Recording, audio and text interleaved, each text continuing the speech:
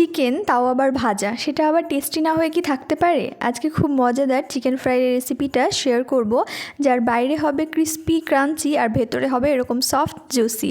যার জন্য চিকেনের উইংসের পিসগুলো নিয়েছি, যার মধ্যে টক দই, গোলমরিচের গুঁড়ো, শুকনো লঙ্কার গুঁড়ো, লবণ, অল্প একটু গরম মশলার গুঁড়ো আর জিরে ধনের গুঁড়ো দিয়ে আদা রসুন বাটা জল দিয়ে খুব ভালো করে মিশিয়ে এটা 3 থেকে 4 ঘন্টার জন্য রেস্টে রেখে দেবো।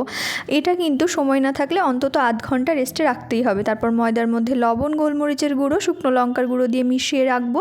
এবার ম্যারিনেট করা মাংস থেকে একটা চিকেনের পিস নিয়ে প্রথমে শুকনো ময়দার উপরে দিয়ে ভালো করে ডাস্ট করে নিয়ে একদম বরফ গলা ঠান্ডা জলের মধ্যে 5 সেকেন্ডস মতো রেখে খুব আলতো হাতে আবারও ময়দায় রেখে চাপ দিয়ে দিয়ে এক্সট্রা যে ময়দা আছে সেটাকে ঝেড়ে ফেলে দিয়ে একদম ডিরেক্ট গরম তেলের ওপর দিয়ে গোল্ডেন ব্রাউন কালার হওয়া পর্যন্ত ভেজে নিলেই তৈরি হয়ে যাবে মুচমুচে চিকেন ফ্রাইয়ের রেসিপিটি। কেমন লাগলো এই রেসিপি